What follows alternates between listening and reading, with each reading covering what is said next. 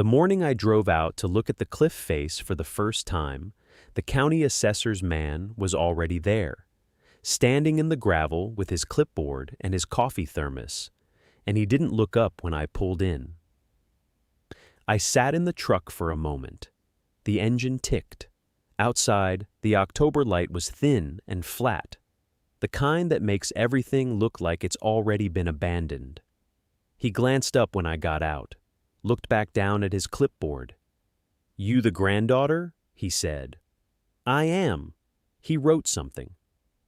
"You got someone coming to help you? An uncle, maybe? A neighbor who knows the property?"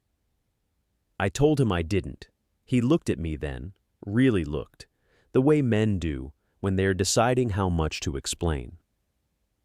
I was 18 years old, wearing my grandfather's canvas barn coat with the left pocket sewn shut where the lining had torn, and I was maybe 5'4" if I stood straight. I stood straight.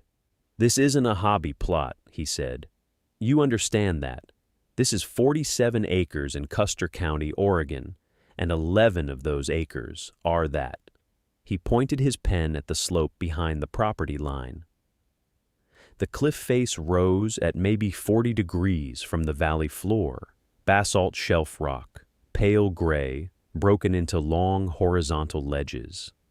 Sparse dry grass, a few scrub junipers clinging in the cracks.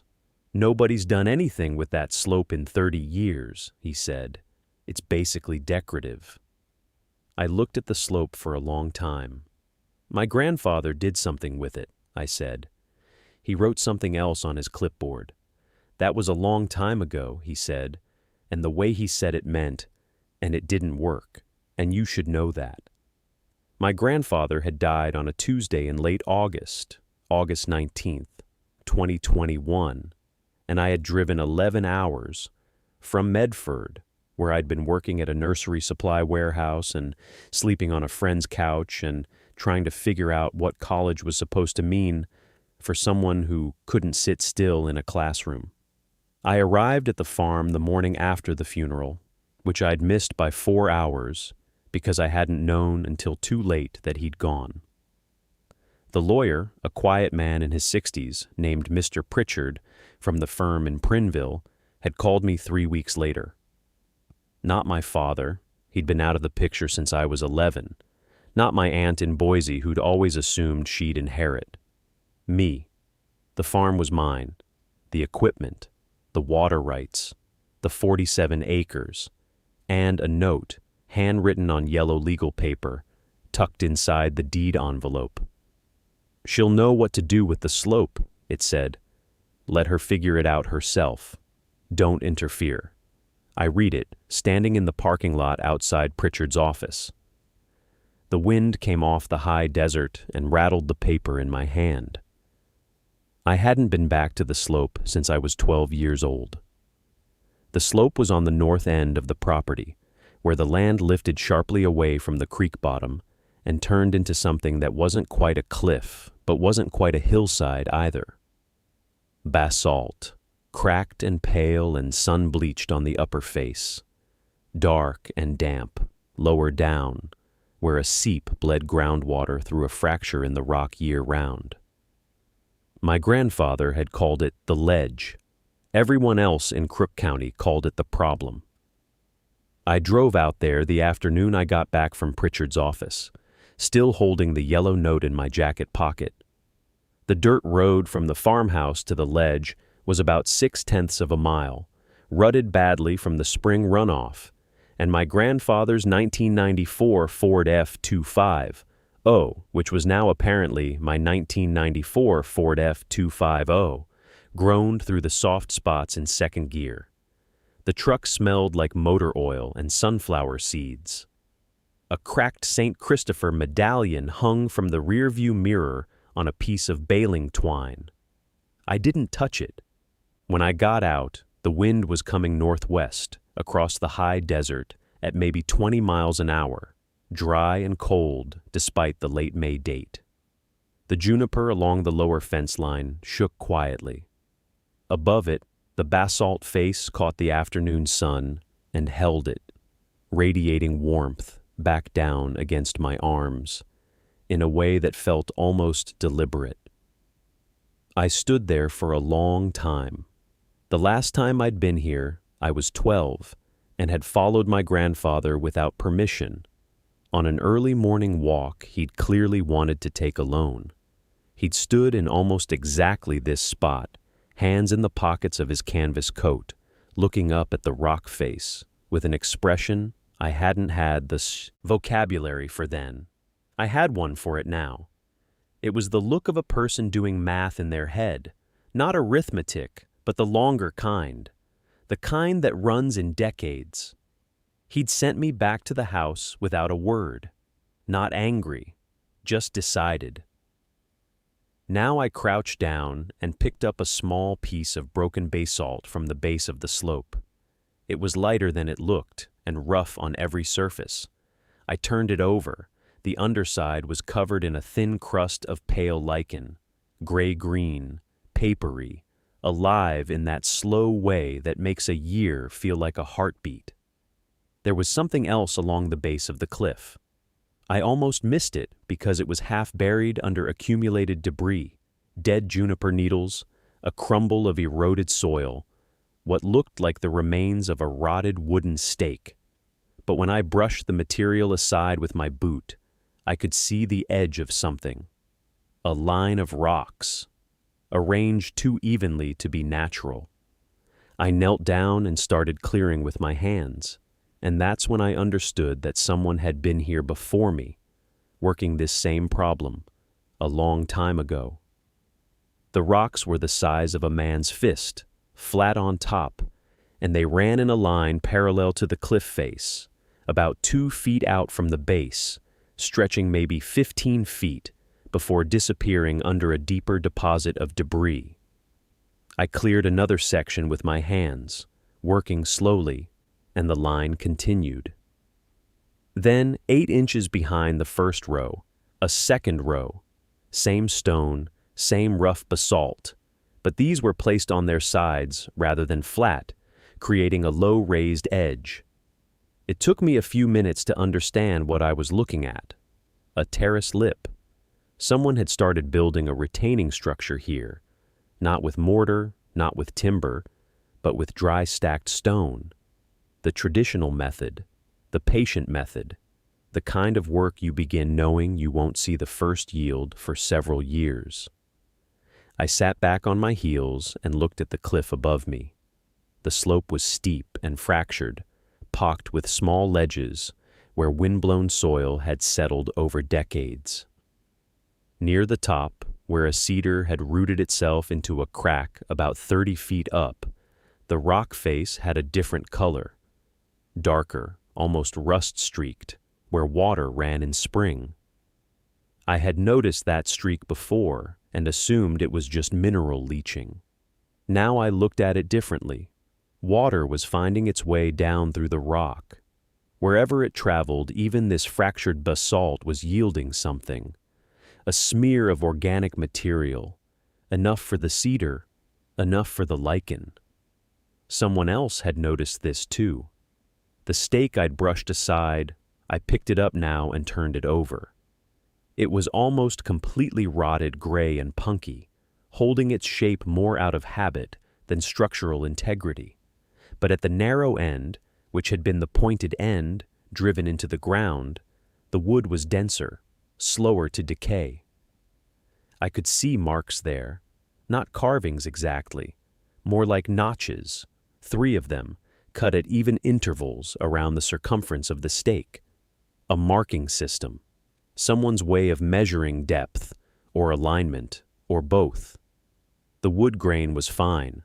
I didn't know enough then to identify the species by touch, but it was pale and close-grained, not pine, not cedar, more like cherry or ash. Whoever had cut this stake had used good wood for a job that would eventually rot. That said something about the timeline they were thinking in. They weren't planning to check this stake in a year or 2. They expected it to outlast them. I set it down carefully on top of the cleared stones, like I was returning it to a place it belonged. The wind came down the ridge and moved through the juniper just above me, and for a moment the whole hillside smelled the way old wood smells when you first bring it in from the rain. Something between dust and cedar and time itself. I stayed kneeling and looked at what I'd found. 3 stakes in all. I found the other 2 buried shallower, maybe 6 inches down, covered by the same kind of moss-sealed stones. They were spaced about 8 feet apart, along what I now understood was not a random scatter of rocks, but a line. A deliberate line running roughly northeast to southwest, across the steepest face of the slope. When I stood and looked at it from above, standing on the flattest part of the ridge, I could trace the whole thing, maybe 40 feet of it, disappearing under a tangle of wild grape and hawthorn at either end. Wild grape. I noticed that only after I'd been staring for a minute. The vines weren't planted. They were volunteers, the sprawling, untended kind, growing where they wanted, with no sense of order. But they were there, on a south-facing shale slope in Harlan County, Kentucky, where nothing held for long without deep roots. They were growing thick and old at the edges of exactly this stretch of ground. I crouched back down and pressed my hand flat against the soil between 2 of the stones.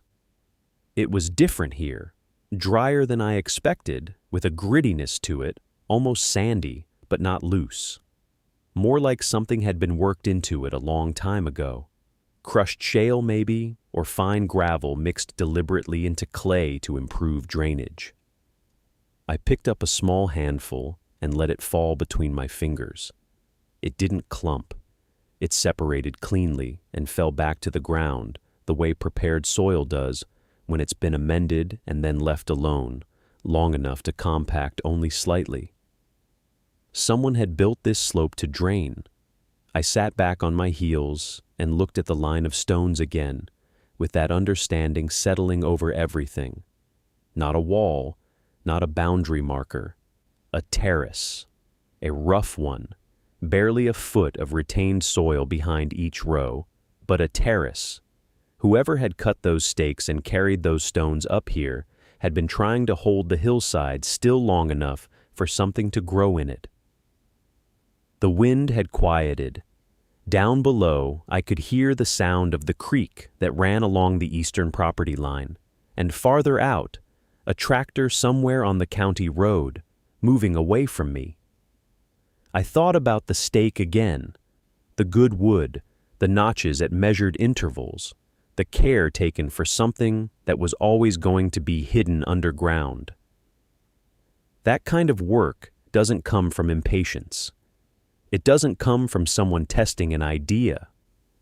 It comes from someone who had already tested the idea somewhere else, or in their mind over years, and had finally decided to commit to it completely. There was a plan here, and the plan was older than me, older maybe than my grandmother, and it was still legible in the ground if you knew how to read it. I needed to find out whose hands had started this. I came down off the slope as the light was starting to flatten, that late afternoon gray that makes everything look older than it is. My boots were caked past the laces. I stopped at the outdoor spigot by the barn and knocked most of it off, then stood there a moment looking back up at the hill. From down here, you couldn't see the stakes. You couldn't see the deliberate spacing, the stone rows, the careful geometry hidden in the overgrowth. It just looked like a scrubby hillside nobody had bothered with. Which was, I was beginning to understand, exactly the point. The farmhouse held 3 generations of paper. I had learned that in the first week, not all at once, but in layers, the way you learn a landscape. The filing cabinet in the back bedroom held tax records going to 1974.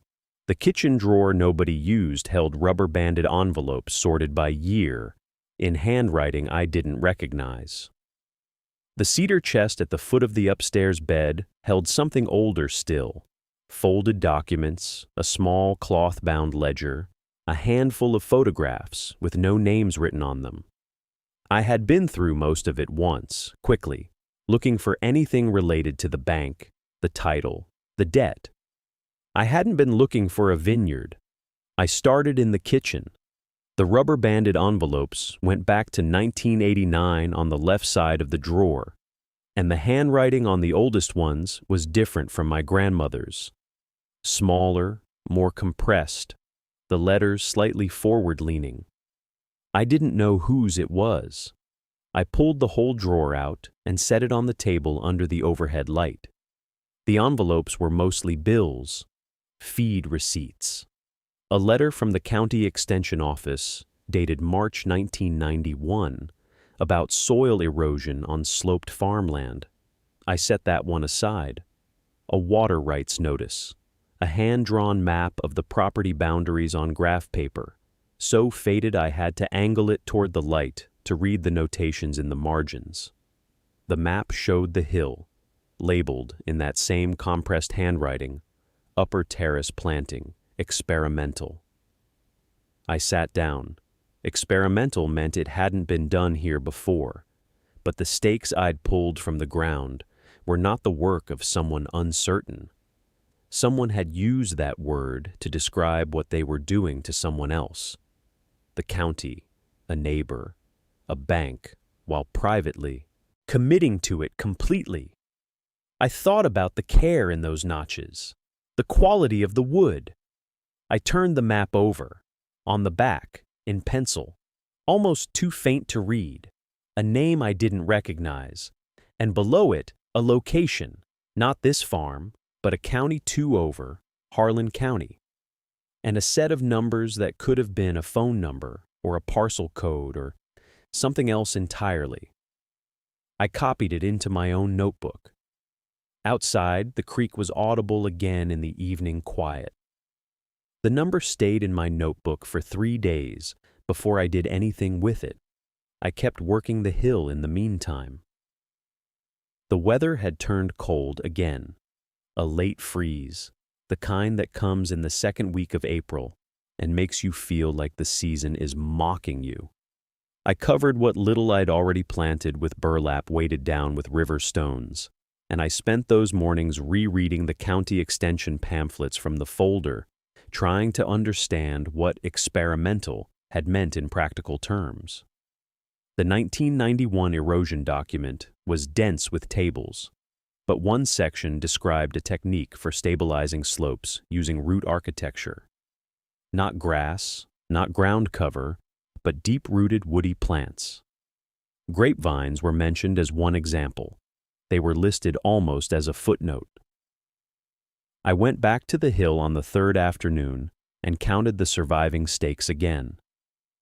14 in the upper section, 9 in the lower.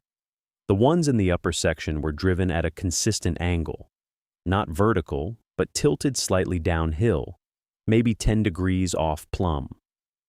I hadn't noticed that the first time.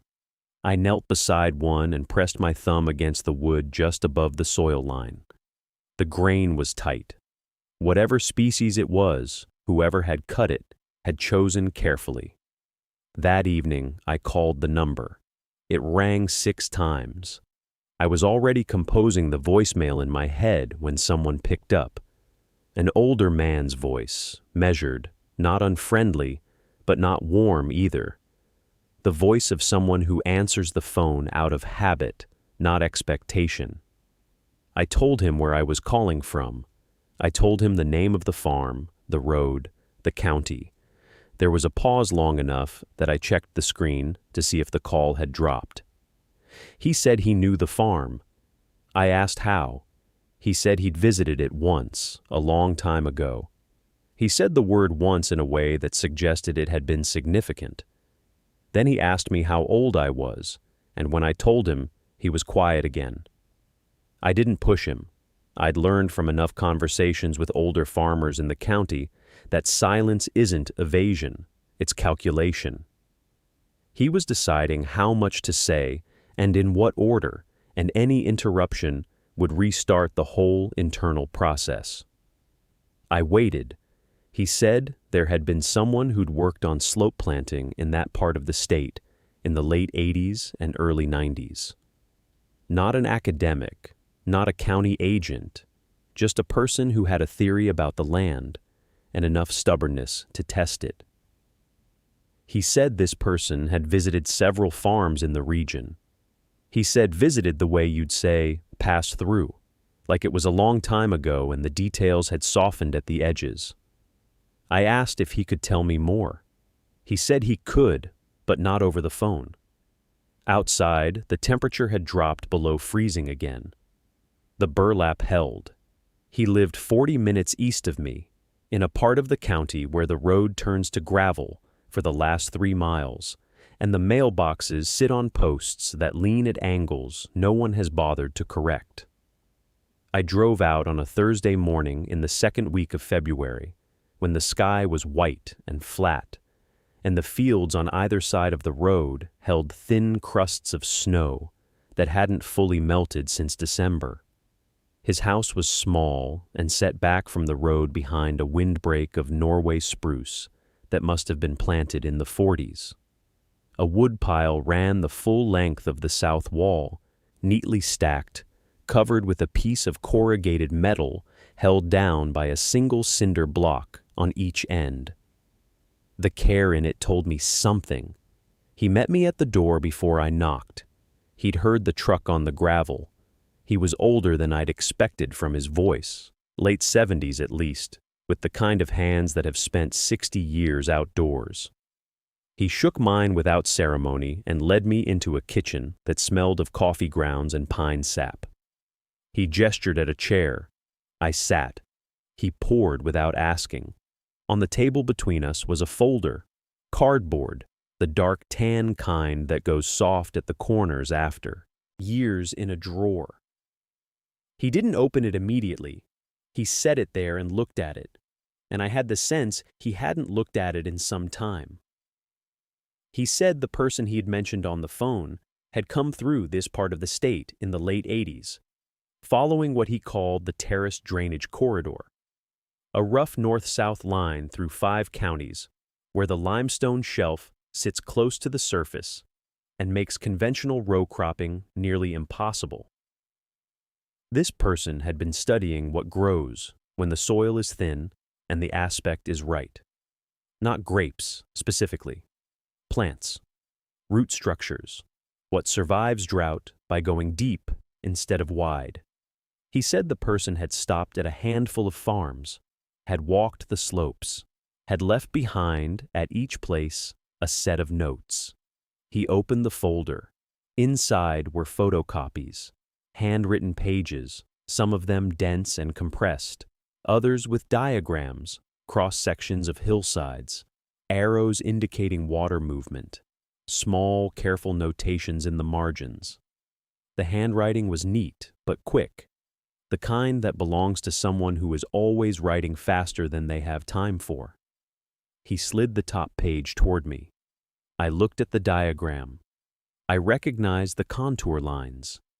They matched, not perfectly, but unmistakably, the shape of my cliff slope.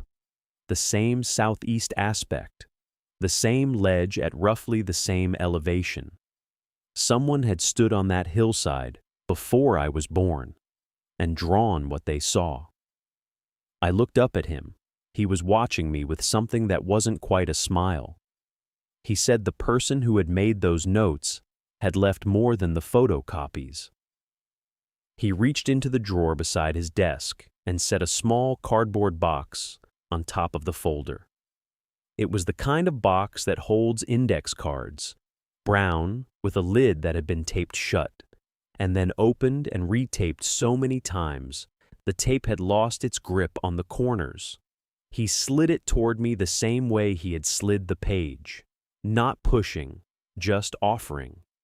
He said the person had left instructions that the box should go to whoever eventually worked that slope, not owned it, worked it. He said that distinction had been important to them. I didn't pick it up right away. I looked at it for a moment, the way you look at something when you understand that whatever is inside it will change the shape of what you thought you knew. The archive room was very quiet. Somewhere above us, in the building's upper floors, a door closed. That was the only sound. I lifted the lid. Inside were seed packets. Old ones. The paper gone soft at the edges. The printed labels faded to the color of old cream. Beneath the seed packets was a folded piece of paper, separate from the photocopies, written on different stock, heavier, the kind of paper that costs something. I unfolded it. It was a letter, not long, maybe 8 lines. The handwriting matched the diagrams in the folder, the same quick neatness, the same slight lean to the right, as if the writer was always already moving forward. It was addressed to no one by name. It began, "If you are reading this, you have found what I was looking at. That is the only credential you need."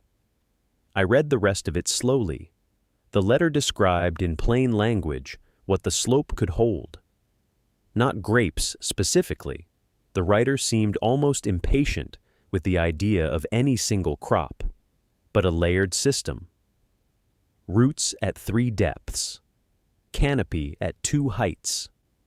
Something to hold the soil in the first wet season. Something to feed the soil in the dry one.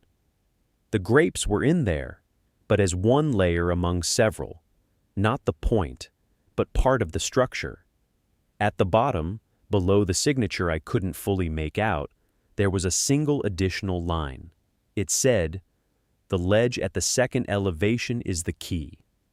Everything roots from there if you let it." I looked up. He was watching me with the same expression as before, that thing that wasn't quite a smile. I asked him who had written it.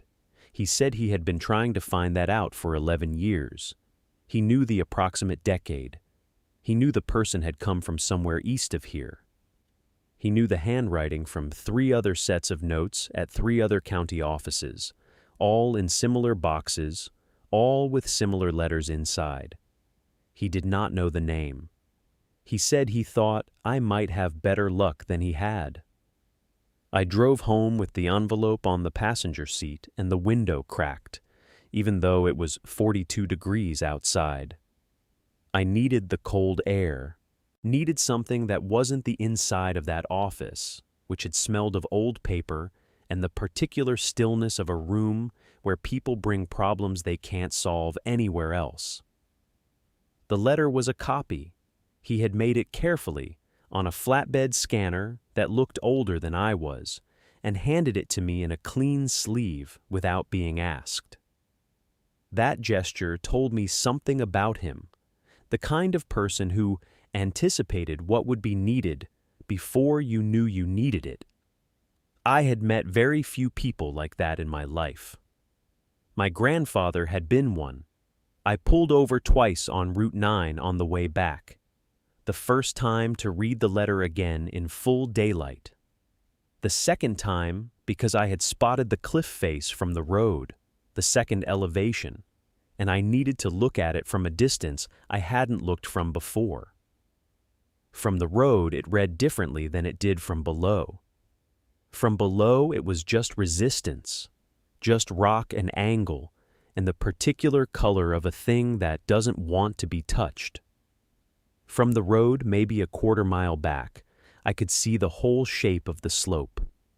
I could see where the rock broke into 2 distinct shelves, the lower one wide and nearly flat, the upper one narrower, tilted south.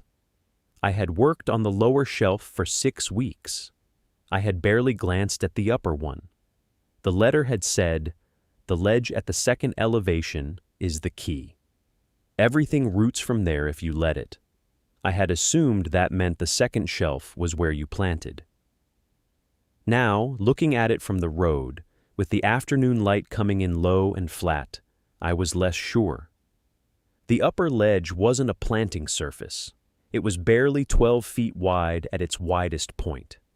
But it was also the point where the angle of the whole cliff changed, where rock became something closer to soil, where the scrub cedar that grew wild up there had found enough purchase to hold.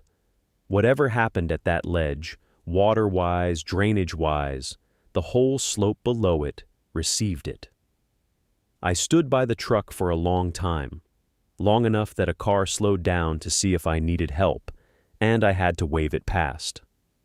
I wasn't thinking about grapes just then. I was thinking about the 3 other sets of notes in 3 other county offices.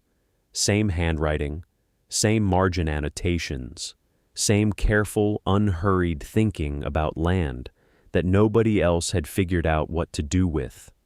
Whoever had written that letter had done this before, had looked at other slopes, other difficult acres, and had left notes for whoever came after. I wanted to know where those other 3 sets of notes were. I went back to the county recorder's office the next morning, a Tuesday in early March, and asked the clerk, a woman with reading glasses on a beaded chain, whether there was a way to search documents by handwriting characteristics rather than by parcel number. She looked at me the way people look at someone who has asked a question they have never heard before and aren't sure is serious. I told her what I'd found in the 3 other files. Same annotation style, same margin notes, same unusual orientation of the capital letters. She leaned forward and looked at the photocopy I'd brought. Could be a surveyor, she said. Could be a land agent. Could be a county extension worker. We had a few in the 50s and 60s who were unusually thorough. She paused. Could also just be someone who liked looking at land and couldn't stop themselves from writing things down. That last possibility felt the most accurate. She let me use the microfiche reader in the back room for 2 hours. I went through Extension Service correspondence from 1954 to 1971. Crop reports, soil amendments, letters to and from the State Agricultural College in Ithaca. Somewhere around 1962, the handwriting changed in the county correspondence log, became more precise, with that same narrow slant and careful spacing I'd been tracking across the other documents. The name attached to those 1962 letters was a woman's name. She had been listed as a seasonal agricultural consultant, which the clerk later told me was the only title the county could give a woman at that time, who was doing work they'd otherwise have assigned to a man. Her correspondence ran through 1968 and then stopped. The last letter in the file was dated September of that year, addressed to the County Board of Supervisors, and it concerned a parcel of land she described as suitable for perennial cultivation on south-facing exposures, particularly vines, if managed with attention to drainage during establishment. She attached a hand-drawn map. The parcel was mine, not the cliff, not just the slope, the entire 41 acres that my grandfather had purchased in 1971, 3 years after she wrote that letter. I sat with that for a long moment in the dim back room, the microfiche reader humming beside me. She had written the recommendation. My grandfather had bought the land. Whether he knew about her notes, whether someone had shown him her letter, whether he had simply walked the same acres and arrived at the same conclusions independently, I didn't know. But the fact that her handwriting appeared in my grandfather's own notebooks, in the same margin style, the same narrow annotations, told me something. He had known her work. He had followed it. He had left her notes alongside his own, as if they belonged in the same sentence. I needed to find out who she was. The librarian came back to check on me around 2 in the afternoon. She was a small woman, somewhere in her 70s, with the careful posture of someone who had spent decades protecting paper from careless hands. She looked at the stack I had accumulated, photocopies, index cards, the 2 ledger pages I had asked permission to photograph, and she didn't say anything for a moment. Then she said, "You're looking into the soil survey program." I told her I was. She pulled out the chair across the table and sat down without asking. She had known the woman, she said. Not well. She had been a child when the woman was already finishing her work in the county, already preparing to move on to a position out west. But she remembered her. She used to come into this building every week.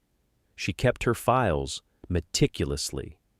She was the only woman working in the county's agricultural extension office in those years, and the men there had found reasons to reassign her work more than once, to forward her recommendations under other signatures, to list her initials at the bottom of documents rather than her full name at the top. The librarian said this plainly, without bitterness, as if she were describing weather. I asked whether the woman had family still in the county. One daughter, she said, lives up near the Wisconsin border now. She must be in her late 60s. I wrote that down.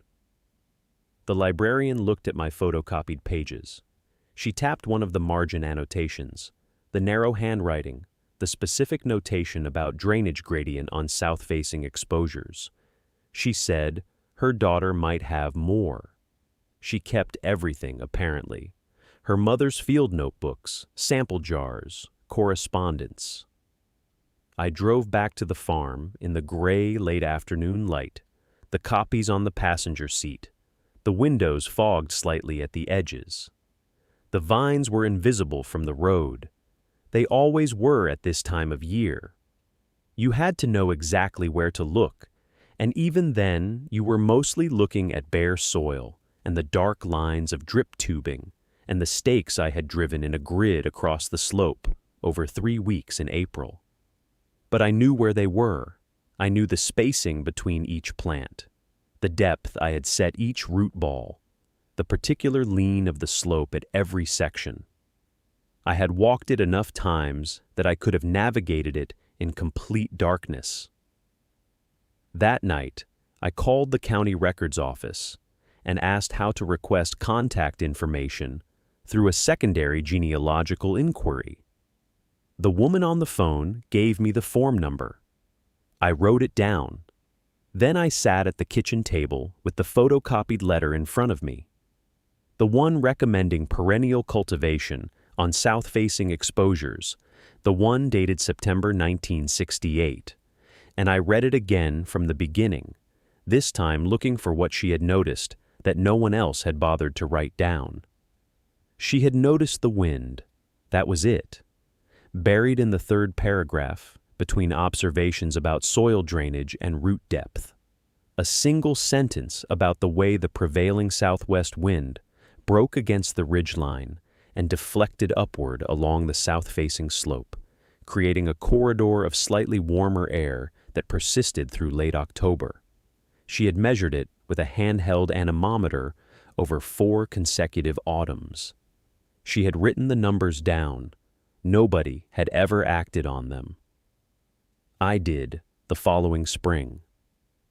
By June of that year, the slope had changed color, not dramatically, not the way it changes in photographs taken for magazines. Quietly, the way anything real changes. The canes had leafed out in a pale yellowish green that deepened over the course of 3 weeks into something solid and dark, and when you stood at the bottom of the slope, in the early evening with the light coming in low from the west, the whole face of the cliff seemed to hold it differently than the surrounding land. Warmer, more deliberate. The county agent drove out in late July. He walked the rows without speaking for a long time. Then he said the root establishment looked better than he expected for first-year plantings on that exposure. He didn't say he'd been wrong. Men like him rarely do, but he came back in August and brought a colleague, and they took photographs, and he used the word promising, which from him meant the same thing. I sent the form to the county records office in May. I received a response in August, a single piece of paper with a forwarding address, nothing else. I wrote a letter by hand because that seemed right. I told her that I had found the report, that I had planted the slope, that the vines were growing. I don't know yet if she'll write back. The address is in Oregon, not far from the coast. Maybe she's still there. Maybe the letter will reach someone who knew her. Either way, it felt important to send it, to close that loop, or at least to try. The farm is 4 years old now, under my hands. 61 acres, 11 of them planted. The roof holds. The well runs clean. The old draft horse is 22 and slower than he was, but still here, still stubborn about the east gate. I am 22 years old myself, and I know things now that I didn't know how to learn from a book. If you've made it to the end of this, thank you. If you have land like this, or a drawer nobody's opened in 30 years, or a notebook in your grandfather's handwriting, open it. Whatever's inside is yours now, and it's probably been waiting longer than you know. Subscribe if you want to follow what comes next. And tell me in the comments, what did someone leave you that you almost didn't look at twice?